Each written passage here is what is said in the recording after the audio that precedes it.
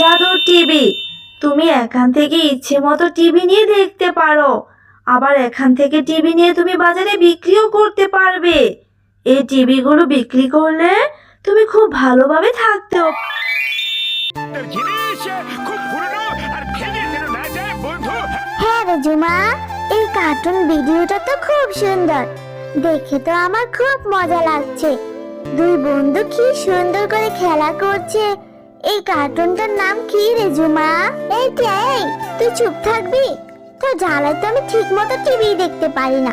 TV দেখার সময় সব সময় তুই কানের কাছে বসে কথা বলিস, এত জ্ঞান জ্ঞান করবি না তো। বুঝিস না যখন, তখন তোর আর টিভি দেখা লাগবে না। যা তো এখন শান্তিতে আমাকে একটু টিভি দেখতে দে। এই টিয়া, এই কোথায় গেলি রে তুই? এই মেয়েটাকে নিয়ে আমি আর পারি না। ঘরে যে কত কাজ পড়ে আছে, আর এই মেয়েটা কোথায় গিয়ে যে পড়ে আছে কে জানে বাপু। কি হয়েছে মামি, এত ডাকাডাকি করছো কেন? ডাকাডাকি করবো না তো কি করব?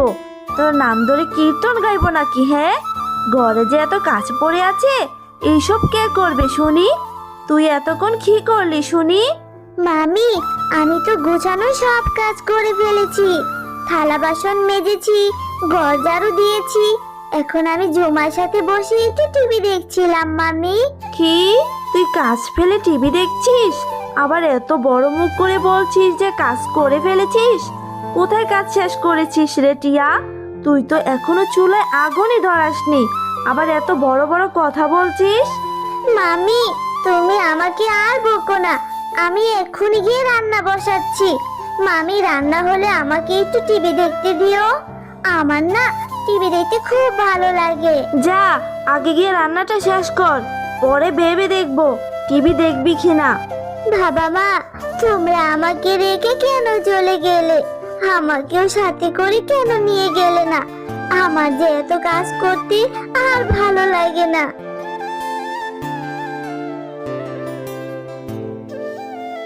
আরে টিয়া, তুই একা একা কার সাথে বিড়বিড় করে কথা বলছিস? এখনো কি রান্নাটা হলো না? আর তোকে না বলেছি তাড়াতাড়ি রান্না করে খাবার নিয়ে আসতে? ওইদিকে আমার মেয়েটা খিদে জ্বালা ছটফট করছে, আর তোর কি না এখনো রান্না শেষ হয়নি? এইদিকে তুই একা একা বসে বিড়বিড় করে কথা বলছিস। এই তো মামি, এক্ষুনি হয়ে যাবে। আমার শরীরটা খুব খারাপ লাগছে, তাই রান্নাটা দেরি হয়ে গেল। মামি, তুমি ঘরে যাও, আমি খাবারটা বেড়ে নিয়ে আসছি। যত সব নেকামি, কাজ করতে গেলে অসুস্থ হওয়ার বায়না ধরে। এই খিরে, টিভি দেখার সময় তো দেখছি শরীরটা খুব ভালো থাকে, দম দেখে আর বাঁচছি না। যত সব নেকামি, টিভি দেখার সময় দেখছি খুব মনোযোগ দিয়ে টিভি দেখিস। তাড়াতাড়ি রান্নাটা শেষ করে নিয়ে আয়। মামি, ও মামি, আমার না সবগুলো কাজ করা শেষ। এখন আমি তোমাদের সাথে বসে একটু টিভি দেখি। এসেছে মহারানী টিভি দেখতে। যেই না দেখেছে আমি আর আমার মেয়ে বসে টিভি দেখছি, সেই না উনি চলে এসেছে টিভি দেখতে। এখনো অনেক কাজ বাকি আছে, বুঝেছিস? ঘরে গিয়ে দেখ, অনেকগুলো ময়লা কাপড় রাখা আছে। যা, সেইগুলো নিয়ে পুকুর ঘাট থেকে ধুয়ে নিয়ে আয়। মামি, তুমি আমার সাথে কেন এমন করো? তুমি তো ঝুমাকে কত আদর করো, কত ভালোবাসো। ওকে তো টিভি দেখতে একটু বারণ করো না। তাহলে আমাকে কেন তুমি টিভি দেখতে দাও না মামি? আমাকে দিয়ে কেন এত কাজ করাও তুমি? আচ্ছা ঠিক আছে, আমি কাপড় চোপড় ধুয়ে তারপরে টিভি দেখবো। এরপর টিয়া মন খারাপ করে সেখান থেকে চলে যায়। কি রে টিয়া, তুই এই ভর দুপুরে এতগুলো কাপড় ধুতে চলে এসেছিস, আর মনটা খারাপ করে আছিস কেন? তোর মামি কি তোকে আবারও বকেছে? কাকিমা, আমার শরীরটা না ভীষণ খারাপ লাগছে। কাকিমা, আমার মনটাও খুব খারাপ।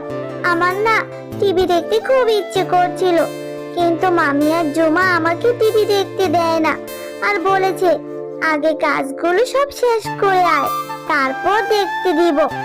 আর যদি আমার মা বেঁচে থাকতো, তাহলে কখনোই আমাকে এত কাজ করতে হতো না। মা আমাকে অনেক ভালোবাসতো। হ্যাঁ রে মা টিয়া, কি করবি বল?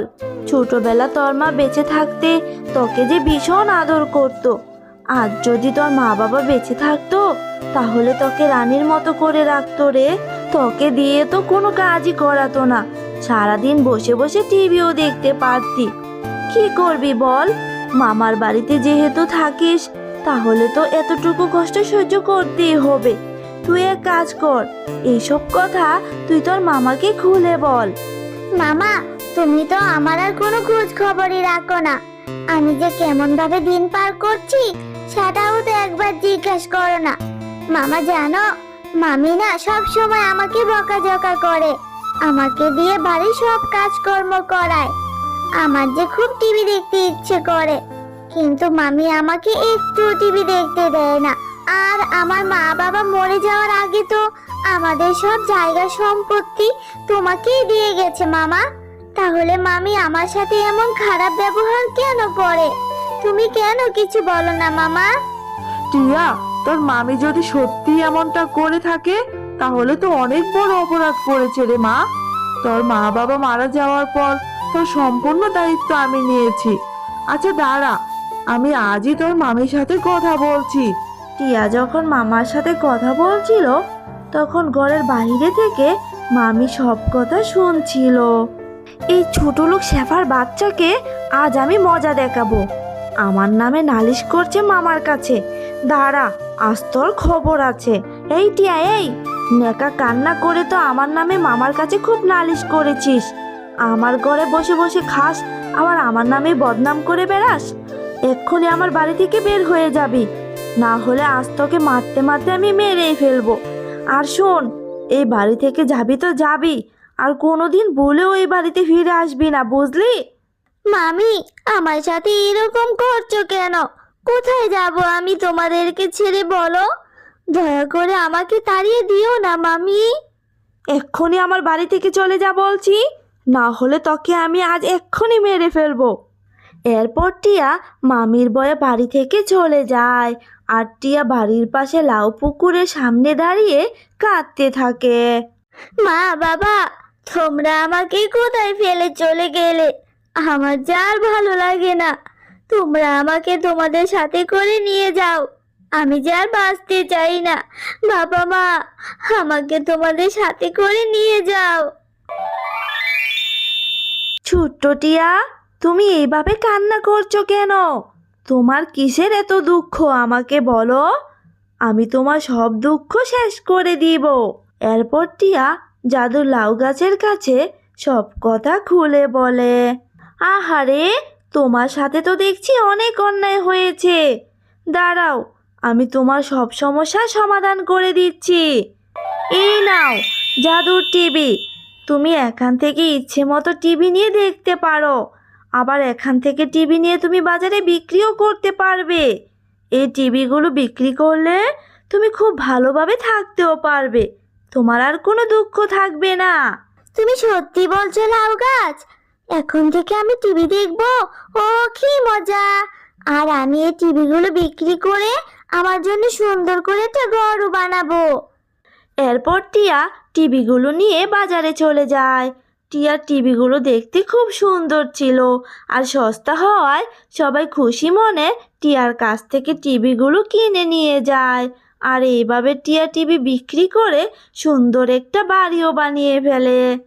হ্যালো বন্ধুরা, গল্পটি ভালো লেগে থাকলে চ্যানেলটি সাবস্ক্রাইব করে দিও আর পাশে থাকা বেল আইকনে প্রেস করে আমার পাশেই থেকো। ধন্যবাদ সবাইকে।